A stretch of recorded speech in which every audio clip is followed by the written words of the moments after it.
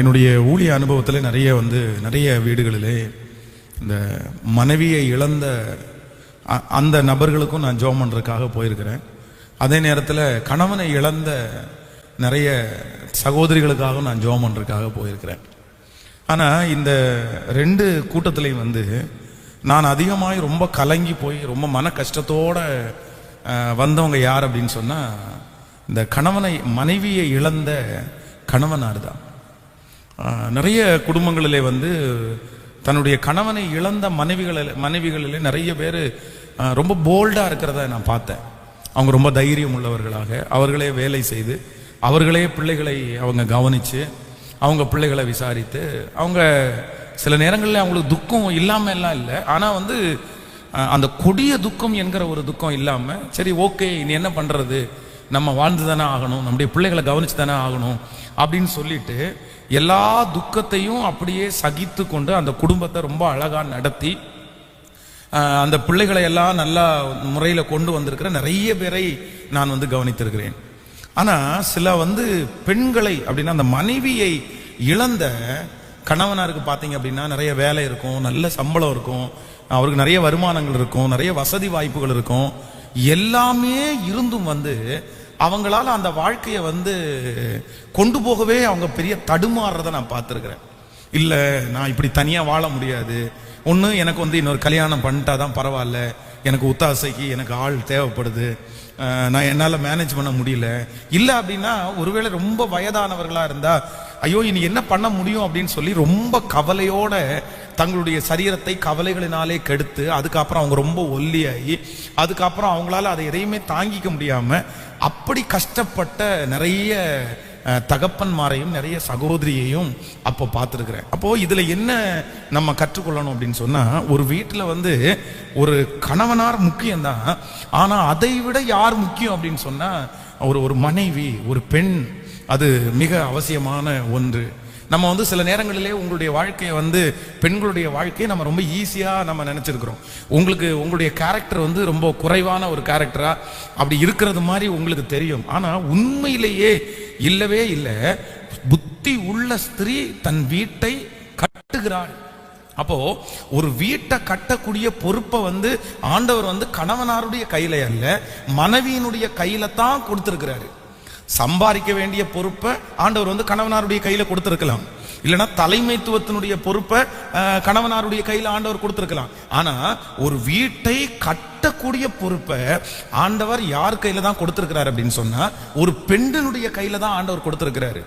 அதான் ஒரு பெண் நினைத்தால் புத்தி உள்ள ஸ்திரீ தன் வீட்டை கட்டுகிறாள், புத்தி இல்லாதவளோ தன்னுடைய கையினால அந்த வீட்டை என்ன பண்றாளாமா, இடித்து போடுகிறார். அப்படின்னா முழுக்க முழுக்க ஒரு வீட்டை நீங்க கட்டவும் முடியும், ஒரு வீட்டை உங்களால இடிக்கவும் முடியும் என்று ஆண்டவர் பைபிள்ல எழுதி வைத்திருக்கிறாரு. அதான் உலகத்தான் ஆவதும் பெண்ணாலே அழிவதும் பெண்ணாலே அப்படின்னு சொல்லி ஒரு வாக்கியத்தை சொல்றான். அப்ப நான் என்ன நம்புறேன்னா அவன் அந்த வாக்கியத்தை சொல்றதற்கு இந்த வசனம் தான் காரணம் அப்படின்னு நினைக்கிறேன். நீங்கள் நினைத்து பாருங்க, உண்மையிலே நான் பார்த்தது அப்படிதான் பார்த்திருக்கேன். ஒரு பெண் நினைத்தால் ஒரு வீட்டை இல்ல பாஸ்டர் என்னுடைய கணவனாருடைய குணத்துக்கு எங்க வீட்டை எல்லாம் எப்படி கட்ட முடியும், நான் ஒரு லெவல்ல இருந்தா அவர் ஒரு லெவல்ல இருக்காரு, அப்படி இருந்தா இப்படி இருக்குது அப்படின்னு நம்ம 1000 நெகட்டிவான தாட்டு உங்களுக்குள்ள இருக்கலாம். ஆனா நான் நம்புறேன் கர்த்தருடைய வேதம் மாறவே மாறாதுங்க, மாறவே மாறாது. அவர் ஒரு காரியத்தை சொல்லுவாரையானால் சும்மா சொல்ல மாட்டாரு, அது நடக்கும் அது முடியும் என்கிறதற்காகத்தான் கர்த்தர் சொல்லுவார். அப்போ இந்த ஜெபத்திலே வந்திருக்கிற இந்த சத்தத்தை கேட்கிற நீங்க ஒருவேளை என் குடும்பத்தை கட்டுறதுக்கு என் கணவனார் வழிவிட மாட்டாரு, என் குடும்பத்தை கட்டுறதுக்கு என் மனைவி வழிவிட என்னுடைய மாமியார் வழிவிட மாட்டாங்க, என்னுடைய சொந்தக்காரங்க வழிவிட மாட்டாங்க அப்படின்னு ஏதாவது ஒரு எதிர்மறையான எண்ணம் உங்களுக்குள்ளேயே இருக்குமே ஆனால் நான் நம்புறேன் அதை நீங்க நம்பாதீங்க, அதை நீங்க விசுவாசிக்காதீங்க. ஏன் அப்படின்னா ஒரு குடும்பத்தை கட்டுகிற பொறுப்பை கர்த்தர் ஏற்கனவே என்ன செஞ்சிட்டாருன்னா உங்க கையில கர்த்தர் கொடுத்துட்டாரு. ஆனா அதை கட்டுவது சுலபம் அல்ல, கஷ்டம்தான். சில வீட்டை ஈஸியா கட்டிடலாம், சில வீட்டை வந்து கஷ்டமா தான் கட்டணும். அதற்காக தியாகம் பண்ண வேண்டியது இருக்கும், நிறைய ஜெபம் பண்ண வேண்டியது இருக்கும், நிறைய காத்திருக்க வேண்டியதா இருக்கும், நிறைய நீங்க கமிட் பண்ண வேண்டியதா இருக்கும். அதான் சில ஆண்களை, சில மனிதர்களை ஒரு விதத்தில் அவங்களை கொண்டு வந்துடலாம். ஆனா சிலரை வந்து எந்த விதத்திலும் கொண்டு வர முடியாது. கொண்டு வர முடியாது அப்படின்னு உங்க மனசுல 100% நீங்க நினைச்சிடக்கூடாது. இல்ல, உங்க கையில அந்த பொறுப்பை கர்த்தர் கொடுத்திருக்கிறதுனால கண்டிப்பாக நான் முடியும் என்று நான் நம்புகிறேன். ஆமென். அதனால உங்க மனசுல அந்த தாட்டு உங்களுக்கு வேணாம். ஏன்னா உங்க கையில ஆண்டவர் கொடுத்திருக்கிற பவர் அப்படின்றது சாதாரணமான பவர் அல்ல. பெரிய பவரை கர்த்தர் தந்திருக்கிறார், பெரிய வலிமையை கத்த தந்திருக்கிறார், பெரிய ஆற்றலை கத்த தந்திருக்கிறார். ஆனா நீங்க என்ன பண்றீங்க அப்படின்னா, சமுதாயத்துல நீங்க மதிக்கப்படாததுனால, உங்களுடைய குடும்பத்திலே நிறைய அங்கீகாரங்கள் உங்களுக்கு சில நேரத்துல கிடைக்காததுனால, உங்களுக்கு நிறைய என்கரேஜ்மெண்ட் கிடைக்காததுனால உங்க மனசு சோர்ந்து போய் நீங்க அந்த காரியங்களுக்கு நீங்க முயற்சி எடுக்கிறது இல்லை.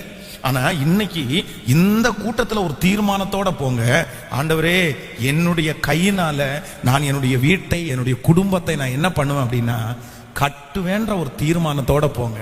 நீங்க தானே ஆண்டவரே சொல்லி இருக்கிறீங்க, என்னால முடியும், நீ ஒரு புத்தி உள்ள ஸ்திரீ வீட்டை கட்டுவாள் அப்படின்னு அந்த பொறுப்பை என் கையில கொடுத்திருக்கிறீங்க. என் கையில கொடுத்திருக்கிற பொறுப்பை நான் இன்னொருத்தருடைய கையில நான் கொடுக்க மாட்டேன், இன்னொருத்தர் அதை பிடுங்க மாட்டாங்க. என் ஜீவன் இருக்கிற வரைக்கும் என்னுடைய உடைஞ்சு போன, நொந்து போய் கிடக்கிற என் குடும்பத்தை நான் கட்டுவேன்னு நீங்க ஒரு தீர்மானம் எடுத்துட்டு போங்க. நான் நம்புறேன் என் ஆண்டவருடைய வாக்குத்தத்தம் உங்கள் வாழ்க்கையிலே அப்படியே ஆம் என்றும் ஆமேன் என்றும் நிறைவேறும். கர்த்தருடைய வேதம் குறைவற்றது, கர்த்தருடைய வேதம் ஒரு நாளும் பொய் சொல்லவே சொல்லாது. ஆமேன் சொல்லுங்கள். அப்போ ஒரு வைராக்கியம் உங்களுக்கு வேணும். என்ன வைராக்கியம் வேணும் அப்படின்னா, என் குடும்பத்தை நான் தான் கட்டணும், என் குடும்பத்தை நான் தான் கட்டணும். பாருங்க ஆண்டவருடைய பிள்ளைகளே, முன் காலத்துல எல்லாம் பாத்தீங்க, எங்க தாத்தா இல்லைன்னா எங்க அம்மா அவங்களுடைய காலங்களில எல்லாம் பாத்தீங்கன்னா, குடும்பத்தை கட்டுகிறவங்க எதையுமே பெருசா கேட்காம இருக்கிறதுல அந்த குடும்பத்தை ரொம்ப நேர்த்தியா நடத்துவாங்க. என்ன இருக்குதோ அன்னைக்கு வெளியே போகிற அந்த நபர் கிழங்கு தான் கொண்டு வராங்கன்னு வைங்களேன், கப்ப கிழங்கு தான் கொண்டு வராங்கன்னு வைங்களேன், அந்த கப்ப கிழங்க வச்சு அன்னைக்கு இருக்கிற எல்லா பிள்ளைகளுக்கும் சாப்பாடு கொடுத்து அவங்களும் கொஞ்சம் சாப்பிட்டுட்டு இல்ல சாப்பிடாம அப்படியே படுத்துருவாங்க. நமக்கு முன்னாடி இருந்த நம்முடைய தாயும் தகப்பனும் அவங்களுடைய குடும்பத்தை, அந்த கணவனார் ஊதாரித்தனமா சிலர் இருப்பாங்க, சிலர் குடிகாரங்களா இருப்பாங்க, சிலர் ரொம்ப ஃப்ரெண்ட்ஸோட அப்படி பண்ணுவாங்க. ஆனா அவர்கள் குடும்பத்தை கவனிக்கிறாங்களோ இல்லையோ, அந்த அம்மா அந்த குடும்பத்தை விடாம என்ன பண்ணும் அப்படின்னா அப்படியே கட்டி காத்து கொள்ளும். அதான் நான் என்னுடைய தாயாரை எதுல மெச்சிக்கிறனோ இல்லையோ, இதுல ரொம்ப அதிகமாய் மெச்சி கொள்ளுவேன். எங்க தகப்பனார் ரொம்ப குடிகாரராக இருந்து, அவர் ரொம்ப பிராண்டி ஷாப்ல அடிமையாகி தன்னுடைய வஸ்திரம் கூட தெரியாம விலகி படுத்து கிடக்கும் போது, நாங்க 5 பிள்ளைங்க, எங்க அம்மா நினைச்சிருந்துன்னா எங்க 5 பேரையும் விட்டுட்டு அவங்க போயிருக்கலாம். எங்க அப்பா கூட விட்டுட்டு, இல்லைன்னா ஏதாவது ஒரு அனாதாசிரமத்தில் எங்களை கொண்டு போய் விட்டுட்டு, நீ பார்த்துக்கோ உன் பிள்ளைய, என்னால உன் கூட அடி தாங்க முடியல அப்படின்னு சொல்லிட்டு எங்க அம்மா போயிருக்கலாம்.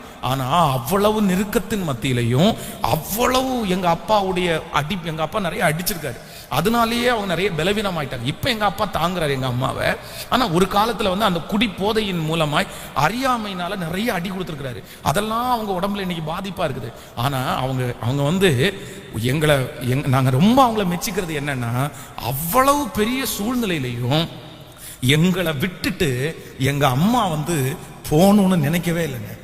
அதனாலதான் இன்னைக்கு 5 பேருடைய உயிரும் காப்பாற்றப்பட்டு எந்த அநாத இல்லத்திலையுமே கொண்டு போய் விடாம எங்களை கஷ்டப்பட்டு அவர்களே கீரையை போய் நட்டு, அந்த கீரை விளைஞ்சதுக்கு அப்புறம் கொண்டு போய் வித்து அதுல இருந்து வருகிற பணத்தை எல்லாம் வச்சு எங்களுக்கு சாப்பாடு போட்டு இன்றைக்கு அதுல ஒரு ஊழியக்காரனாய் கூட கர்த்தர் நிறுத்தி இருக்கிறார். அப்போ நான் நம்புறேன், எந்த காரணம் கொண்டும் நீங்க உங்களுக்கு கொடுத்திருக்கிற பொறுப்பை நீங்க விட்டுட்டும் போக கூடாது, இன்னொருத்தருடைய கையில கொடுத்துடவும் கூடாது. குடும்பத்தை கட்ட போறது நான் தான். செங்கல் இருக்கு, சாந்து இருக்குது, மண் இருக்குது, எல்லாமே இருக்குது. ஆனா அந்த குடும்பத்தை அழகா கட்டுற கொத்தனார் யார் அப்படின்னா நீங்க தான். உங்களுக்கு தான் நிறைய போராட்டம் வரும், நிறைய சூழ்நிலைகள் மாறி மாறி வரும். ஆனா உங்க மனசு சொல்லணும், இத ஒரு நாள் நான் சத்துருடைய கையில என்ன பண்ண மாட்டேன்னா விட்டு கொடுக்கவே மாட்டேன். இப்ப கூட இந்த ஜபத்துல இருக்கிற நீங்க கூட நிறைய பேர் சோர்ந்து போய் வந்திருக்கலாம். என்ன பாஸ்டர் நான் என்ன பண்றது, என்னுடைய அவருக்கு ஒரு அறிவு வேண்டாமா, என் பிள்ளைகளுக்கு ஒரு அறிவு வேண்டாமா, நான் என்னத்தை பண்றேன், நான் என்ன செய்யறேன், நான் என் அம்மா வீட்டை விட்டு வந்தேன், நான் எல்லா சந்தோஷத்தையும் இவங்களுக்காக தான் நான் இழந்தேன், நான் ஒரு நல்ல சாரி கூட கட்டுறது இல்ல, நான் ஒரு நல்ல சாப்பாடு கூட சாப்பிடுறது இல்ல, ஆனா சுத்தமா என்ன புரிஞ்சுக்கவே மாட்டேங்கிறாங்க. எனக்கு வேண்டாம், நான் மட்டும் எதுக்கு பாடுபடுறேன், நான் மட்டும் எதுக்கு உழைக்கிறேன், நான் மட்டும் எதுக்கு கண்ணீர் வடிக்கணும், நான் மட்டும் எதுக்கு ஜெபிக்கணும் அப்படின்ற ஒரு கேள்விக்குறி உங்களுடைய இருதயத்துக்குள்ள வறுமையானால் உங்க பொறுப்புல நீங்க தவறுறீங்கன்னு அர்த்தம். உங்க பொறுப்புல நீங்க தவறுறீங்கன்னு அர்த்தம். என் கையில ஆண்டவர் இந்த ஊழியத்தினுடைய பொறுப்பை கர்த்தர் என் கையில கொடுத்திருக்கிறாரு. இந்த பொறுப்பை கொடுக்கும் போது 4 விதமா 4 பிரச்சனை இருக்கத்தான் செய்யும். நம்மளை தூசிக்கிறவங்க இருப்பாங்க, நம்மளை ரொம்ப கஷ்டப்படுத்துறவங்க இருப்பாங்க, நன்மையை வாங்கிட்டு பகைக்கிறவங்க இருப்பாங்க, நம்மளுக்கு எதிர்த்து பேசுவாங்க. ஆனா நான் எதுல கவனமா இருக்கணும் அப்படின்னா, இது யார் கையில கொடுக்கப்பட்டிருக்கிற பொறுப்பு. நீங்க என்ன திட்டுனீங்கன்றதுக்காக நான் விட்டு போயிட முடியுமா, நீங்க என் மேல பழி சொன்னீங்கன்றதுக்காக நான் விட்டுட்டு ஓடிட முடியுமா? இல்ல இல்ல இல்ல இல்ல. எவ்வளவு பெரிய பாரம் வந்தாலும் அந்த பாரத்தை எல்லாம் தாங்கி இந்த திருச்சபையை, இந்த ஊழியத்தை நான் கட்டணும்னு நினைக்கிறது தான் ஆண்டவர் என் கையில கொடுக்கிற பொறுப்பை நிறைவேற்றுகிறது. அந்த மாதிரி குடும்பம் என்கிறது, மனைவி என்கிற ஸ்தானம் உங்க குடும்பத்தை எவ்வளவு சூழ்நிலை வந்தாலும் நீங்க கட்டணும்னு ஆண்டவர் சொல்றாரு. அப்போ ஃபர்ஸ்ட் நம்ம எதற்காக ஜெபிக்க போறோம்னா, ஆண்டவரே என் குடும்பத்தை நான் அழிச்சிடக்கூடாது, என் கைனாலேயே என் குடும்பத்தை உடைச்சிடக்கூடாது, என் கைனாலேயே என் பிள்ளைகளுடைய வாழ்க்கையை நான் கெடுத்துடக்கூடாது. நான் சொல்றேன், அந்த மாதிரி நிறைய பேர் இருக்கிறாங்க. அவங்க கையினாலேயே பார்த்தீங்க அப்படின்னா அவருடைய குடும்பத்தை அழிச்சிட்டாங்க. நீங்கள் நல்ல எவ்வளவு மோசமான தாய்கள் எல்லாம் கூட இருக்கிறாங்கன்றதுக்கு ஒரு உதாரணம் சொல்றேன். ஒரு தாய் ஒரு தாய் அவர்கள் சம்பாத்தியம் அவங்களுக்கு இல்லை, அதனால அந்த சம்பாத்தியம் இல்லாத எல்லாரும் இல்ல, சம்பாத்தியம் இல்லாதனால அவங்க தவறான வேலைகளை தெரிந்தெடுத்து அதன் மூலமாய் நிறைய சம்பாதிக்கிறாங்க. ஆனா அதுல ஒரு பெரிய சம்பாத்தியத்தை பார்த்துட்டு அவங்க மனசு என்ன சொல்லுதுன்னா, தன்னுடைய பிள்ளையும் அந்த மாதிரி காரியத்துல என்கரேஜ் பண்ணி அதன் மூலமா சம்பாதிக்கணும்னு அவங்க நினைக்கிறத கடந்த நாட்களில் நான் அதை பார்த்துட்டு ரொம்ப கஷ்டமா இருந்துச்சு. அப்போ ஆண்டவருடைய பிள்ளைகளுக்கு அப்படிப்பட்ட எண்ணம் இருந்துடவே கூடாது. இல்ல இல்ல, என் பிள்ளைகளையோ என் குடும்பத்தையோ என் கணவனாரையோ நான் அழிச்சிடக்கூடாது. நான் என்ன பண்ணணும்னா என் குடும்பத்தை வாழ வைக்கணும். அந்த பவரை ஆண்டவர் உங்க கையில கொடுத்திருக்கிறாருன்னா கண்டிப்பா கர்த்தர் தந்திருக்கிறாரு. விசுவாசிக்கிறீங்களா இல்லையா? என் கையில ஒரு அபிஷேகம் இருக்குது, கையில ஒரு தலைமைத்துவம் இருக்கிறது, என் கையில ஒரு பெரிய பொறுப்பு இருக்குது. அந்த பொறுப்பை கர்த்தர் உங்க கையில கொடுப்பாரையானால் அதற்கு வேண்டிய கிருபையையும் கர்த்தர் உங்களுக்கு தருவார் என்கிறதுல எந்த சந்தேகமும் இல்லை. ஆமென். நானும் இத்தனை நாட்கள் பார்த்திருக்கிறேன். இந்த ஆண்கள் பாத்தீங்க அப்படின்னு சொன்னா நிறைய பேருக்கு அடிக்கடி உடல்நிலை சரியில்லாம போயிடும். உடல்நிலை சரியில்லாம கம்பெனிக்கு லீவ் எடுத்து வீட்டுல 2 நாள் ரெஸ்ட் எடுப்பாங்க. ஆனா பெண்களுக்கு அவங்களுக்கு வியாதி வருதானே நமக்கு கேள்விக்குறியா இருக்கும். அவங்களுக்கு ஏதாவது வியாதி வருமானே ஆனா ஓயாம குறுக்கு வலின்னு தான் சொல்லிட்டு இருப்பாங்க, ஓயாம கழுத்து வலின்னு சொல்லிட்டு இருப்பாங்க. கழுத்து வலிக்குது, முதுகு வலிக்குது, எல்லாம் வலிக்குது. ஆனா சமையல் சொல்லுங்க, சமையல் நடந்துருது, வீடு கூட்டுறது நடந்துருது, பாத்ரூம் கிளீன் பண்றது நடந்துருது, பாத்திரம் விளக்குறது நடந்துருது. என்னைக்காவது ஒரு நாள் எனக்கு முதுகு வலிக்குது, கொஞ்சம் பாத்திரம் கழுவி கொடுங்க நம்ம சொல்றோமா நிறைய பேரு இல்ல. அப்ப நான் என்ன நம்புறேன் அப்படின்னா, அதான் ஆண்டவர் சொல்றாரு, உன் பலவீனத்திலே என் பலன் பூரணமாய் விளங்கும். கர்த்தர் உங்க குடும்பத்தை கட்டுறதற்கு உங்க கையில பொறுப்பை கொடுத்ததுக்கு அப்புறம் உங்களுக்கு திராணியே இல்லைன்னாலும், உங்களுக்கு தகுதியே இல்லைன்னாலும், உங்களுக்கு பலனே இல்லைன்னாலும் கர்த்தர் சொல்றாரு, ஒரு பொறுப்பை நான் கொடுத்திருப்பேனே ஆனால் அதை செய்து முடிக்க வேண்டிய மகிமையும் நான் உனக்கு தந்திருக்கிறேன்னு கர்த்தர் வாக்கு கொடுக்கிறாரு. அதனால நீங்க சோர்ந்து போகக்கூடாது. நான் அடிக்கடி உங்களுக்கு சொல்லுவேன், இந்த லோத்துனுடைய மனைவியினுடைய இழப்பை குறித்து சொல்லுவேன். அந்த குடும்பத்துல எல்லாருமே உயிரோட இருக்கிறாங்க, எல்லாருமே உயிரோட இருக்கிறாங்க. வேதம் சொல்லுது, கணவனார் உயிரோட இருக்கிறாரு, பிள்ளைங்க 2 பேரும் உயிரோட இருக்கிறாங்க. ஆனா அந்த வீட்டுல யாரு செத்து இறந்து போனா அப்படின்னா, மனைவி, லோத்துனுடைய மனைவி இறந்து போனாங்க. கவனிங்க, இதே இதை நீங்கள் நகோமியினுடைய வாழ்க்கையில வாசிக்க முடியும். என்ன வாசிக்க முடியும்னா, அந்த வீட்டுல நகோமி உயிரோட இருக்கிறாங்க, மருமக்கள் 2 பேரும் உயிரோட இருக்கிறாங்க. இப்ப யார் இறந்து போனது அப்படின்னா, நகோமியினுடைய புருஷன் இறந்து போயிட்டாரு, நகோமியினுடைய 2 பிள்ளைகளும் இறந்து போயிட்டாங்க. வேதத்துல இந்த 2 குடும்பத்தையும் ஒப்பிட்டு பாருங்க. ஒரு குடும்பத்துல மனைவி இறந்து போயிட்டாங்க, இன்னொரு வீட்டுல நகோமி உயிரோட இருக்கிறாங்க, மருமக்கள் 2 பேரும் உயிரோட இருக்கிறாங்க. இப்ப யார் இறந்து போனது அப்படின்னா, நகோமியினுடைய புருஷன் இறந்து போயிட்டாரு, நகோமியினுடைய 2 பிள்ளைகளும் இறந்து போயிட்டாங்க. வேதத்துல இந்த 2 குடும்பத்தையும் ஒப்பிட்டு பாருங்க. ஒரு குடும்பத்துல மனைவி இறந்து போயிட்டாங்க, இன்னொரு குடும்பத்துல கணவன் இறந்து போயிட்டாங்க. இந்த 2 குடும்பத்தையும் நீ ஒப்பிட்டு பார்த்தா எந்த குடும்பம் நின்றுச்சு, எந்த குடும்பம் அழிஞ்சிருச்சு? லோத்துனுடைய மனைவி என்னைக்கு உப்பு தூணாய் மரிச்சு போனாங்களோ அன்னையோட அந்த குடும்பம் ஒண்ணும் இல்லாம போயிடுச்சுங்க. பிள்ளைகள் தருதலையா போயிட்டாங்க. தன்னுடைய தகப்பன் என்னதான் இருந்தாலும் நான் என்ன சொல்றேன்னா, அவர் ஒரு நல்ல தகப்பன் இல்ல. முதல்ல அந்த பிள்ளைங்க வந்து அவங்க அப்பாவுக்கு தண்ணி வாங்கி கொடுத்தாங்கன்னு, தண்ணி திராட்சை ரசத்தை கொடுத்தாங்கன்னு நம்ம சொல்றோம். ஆனா அந்த தகப்பனாருடைய குணத்தை முன்னாடி நீங்க வாசிச்சா சொல்லுது, அந்த ஊர்ல இருக்கிற அத்தனை பேரும் வந்து சுயமுணர்ச்சிக்காரர்கள், ஹோமோசெக்ஸ் என்கிற பாவத்திற்கு அடிமையானவர்கள்.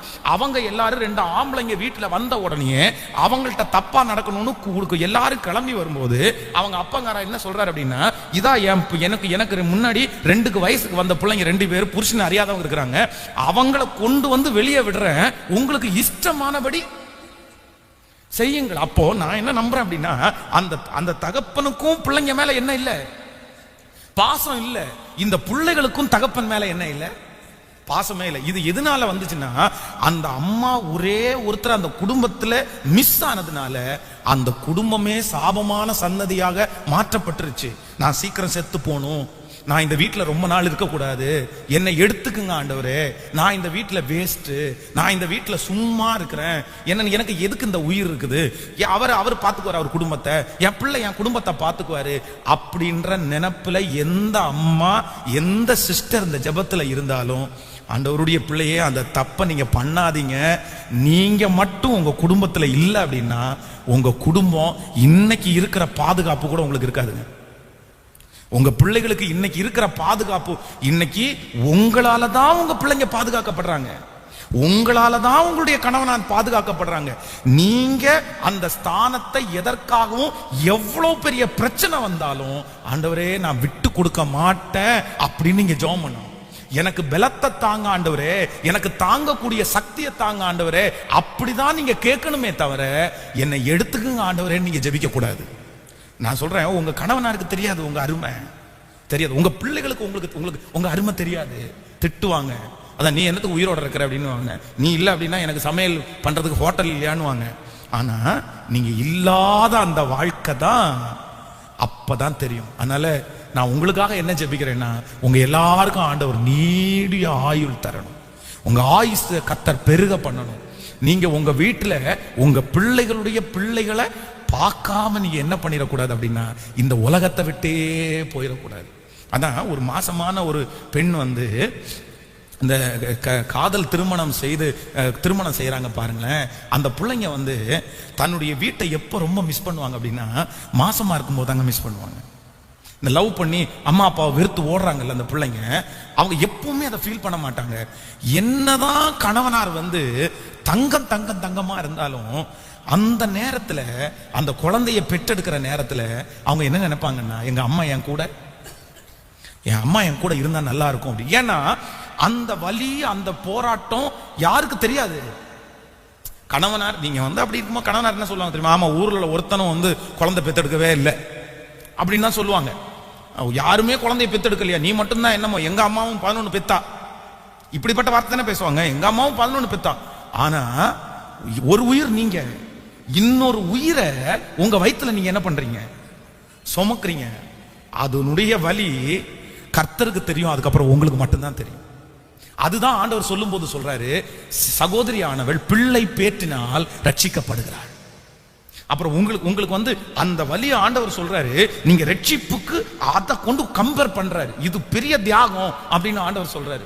அப்போ ஒரு குழந்தைய ஒரு உயிரை சுமக்கிறது அப்படின்றது வந்து பெரிய பாடு. அப்போ ஒரு பிள்ளைக்கு, அம்மா அப்பா வெறுத்து போற பிள்ளைக்கு அந்த நேரத்துல தன்னுடைய அம்மா பக்கத்துல இருந்துட்டு இப்படிதாம்மா இருக்கும், இந்த மாதிரி தான்மா இருக்கும், நீ பயப்படாத, அதெல்லாம் ஒன்றும் பிரச்சனை இல்லை, அம்மா இந்த பாதையில தான் கடந்து வந்த, அம்மா உன்னை பெத்தெடுத்தேன்ல, அந்த மாதிரி வார்த்தையை சொல்றது அந்த குழந்தைக்கு எப்படி, அந்த பிள்ளைக்கு எப்படி இருக்கும் அப்படின்னு சொன்னா தேவதூதரே நேரடியா வந்து சொல்ற மாதிரி இருக்கும். ஆமென், உண்மைதானே? அப்போ நீங்க மறந்துடாதீங்க, அது உங்க பிள்ளைகளுக்காக மட்டும் அல்ல, உங்க குடும்பத்திற்கு ஆண்டவர் உங்களை கட்டுவதற்கு உங்களை தான் ஆண்டவர் வச்சிருக்கிறார். அதனால இன்னைக்கு இந்த ஜெபத்துல எல்லாரும் ஆண்டவரிடத்துல கேட்கணும், ஆண்டவரே நான் சீக்கிரமா என்ன பண்ணிடக்கூடாதுன்னா, நான் மரிக்க கூடாது ஆண்டவரே, நான் சீக்கிரமா பலவீனம் ஆயிடக்கூடாது ஆண்டவரே, எனக்கு நல்ல பலத்தை தாங்க ஆண்டவரே, எனக்கு நல்ல ஆரோக்கியத்தை தாங்க ஆண்டவரே, நான் நல்லா ஜெபிக்கணும் ஆண்டவரே, ஆண்டவரே நான் நல்லா உங்களோட உறவாடணும் ஆண்டவரே. ஏன்னா உங்களுடைய ரிஃப்ளைட் தான் நான் இன்னைக்கு இந்த பாஸ்டர் அந்த இடத்துல இருக்கிறேன் பாருங்க. என்னுடைய ஜெபம் தான் உங்களுக்கு அப்படியே வெளிப்படும், என்னுடைய உபவாசம் தான் உங்களுக்கு வெளிப்படும், என்னுடைய தியானம் தான் உங்களுக்கு வெளிப்படும். நான் எந்த அளவுக்கு கர்த்தர் சமூகத்துல உட்கார்ந்து கர்த்தருடைய வார்த்தையை கேட்டு ஜெபம் பண்ணி ஆண்டவரோட நடக்கிறேனோ அதுதான் இந்த சபையை கட்டும், அதுதான் இந்த சபையை வளர்த்தும். அதே போலத்தான் குடும்பத்தை கற்ற பொறுப்பை ஆண்டவர் உங்க கையில கொடுத்திருக்கிறாரு. நீங்க பலவீனமானீங்கன்னா அங்க தெரியும், நீங்க சோர்ந்து போனீங்கன்னா அங்க தெரியும், நீங்க ஜெபிக்கிறதுக்கு மறந்துட்டீங்கன்னா அங்க தெரியும். உங்க குடும்பத்திலே நடக்கிற அநேக புயல்கள், அநேக இழப்புகள், அநேக நஷ்டங்களுக்கு நான் கர்த்தருடைய பலிபீடத்திலிருந்து சொல்றேன், உங்களுடைய குறைவை நீங்க செக் பண்ணுங்க, உங்க குறைவை செக் பண்ணுங்க. ஏன்னா பொறுப்பை கர்த்தர் கணவனாருடைய கையில கொடுக்கல, உங்க கையில தான் கொடுத்தாரு, உங்க கையில கொடுத்தாரு. நீங்க ஜெபிக்கிறதுக்கு எங்கேயாவது மறந்துட்டீங்களா? நீங்க உபவாசம் இருக்கிறதுக்கு எங்கேயாவது மறந்துட்டீங்களா? உங்க வாழ்க்கையில வேற ஏதாவது வந்துருச்சா? நீங்க செக் பண்ணுங்க. நீங்க சரியா இருக்கும்போது, நீங்க அந்த பொறுப்புல உண்மையா இருக்கும்போது, கண்டிப்பா உங்க அனுமதி இல்லாம சத்துரு உங்க குடும்பத்தை கையாடல் பண்ண முடியவே முடியாது.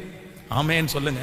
அப்ப எல்லாரும் இன்னைக்கு ஜெபிக்கணும். என்ன ஜெபிக்கணும்னா, என் குடும்பத்தை நான் கட்டுவதற்கு என் கையை நீங்க என்ன பண்ணுங்கன்னா, உங்க இடிஞ்சு போன, அதான் ஆண்டவர் சொல்றார், விழுந்து போன தாவீதின் கூடாரத்தை திரும்ப எடுப்பித்து கட்டுகிற கர்த்தர் உங்க வீட்டில் இருக்கிற திறப்புகளை எல்லாம் நீங்க அடைக்கணும், உங்க வீட்டில் இருக்கிற ஓட்டைகளை எல்லாம் நீங்க அடைக்கணும். உங்க வீட்டில் அபிஷேகம் பெறாத பிள்ளை அபிஷேகம் பெறணும், உங்க வீட்டில் ரட்சிக்கப்படாத பிள்ளை ரட்சிக்கப்படணும், உங்க வீட்டில் ரட்சிக்கப்படாத கணவனார் ரட்சிக்கப்படணும். ஒரு மனம் திரும்புதல் வரணும், ஒரு அபிஷேகம் வரணும், ஒரு எழுப்புதல் வரணும், ஒரு சம்பாத்தியம் வரணும், ஒரு சொந்தமா ஒரு வீடை வாங்கணும், ஒரு சொந்தமா ஒரு கார் வாங்கணும். இது எல்லா தரிசனமும் உங்களுடைய கணவனாருக்கு இருக்கோ இல்லையோ, யாருக்கு இருக்கணும்னா உங்களுக்கு இருக்கணும்.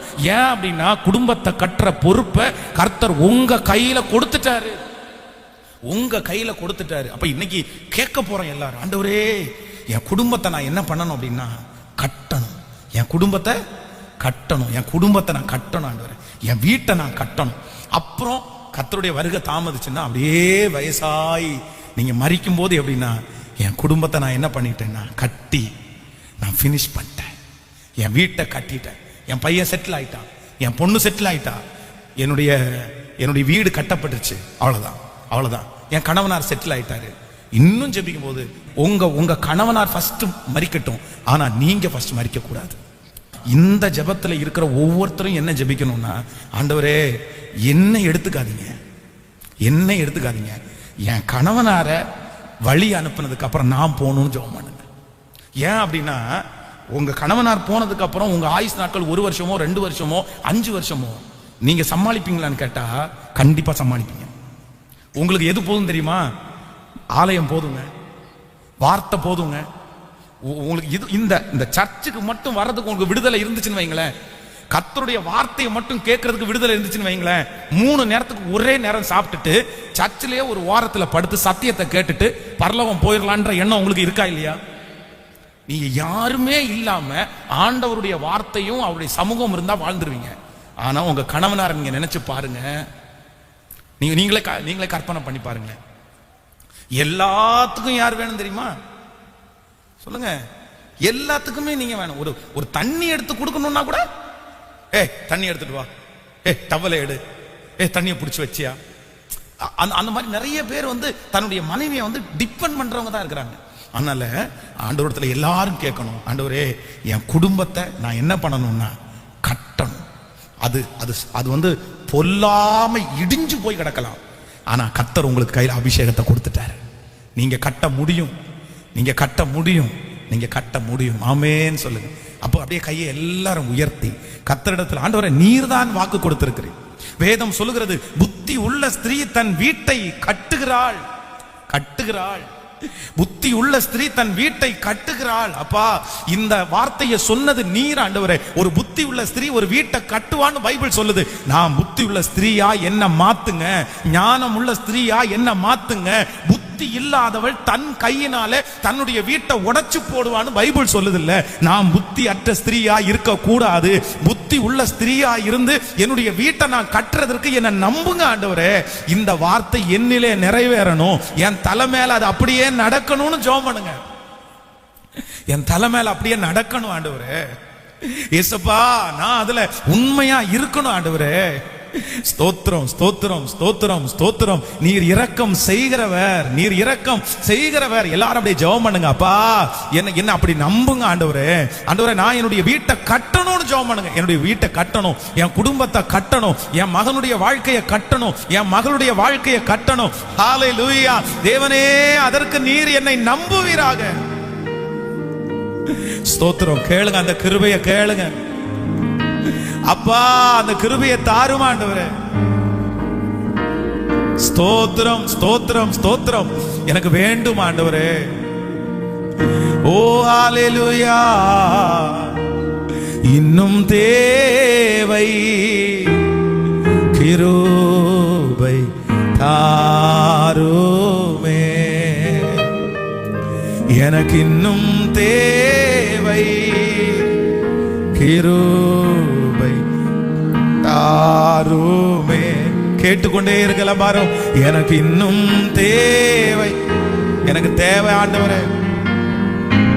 தாருமே, எனக்கு இன்னும் தேவை தாருமே. தாழ்மையுள்ளவனிடம் தங்கிடுதே கிருபை. தாழ்மையுள்ளவனிடம் தங்கிடுதே கிருபை.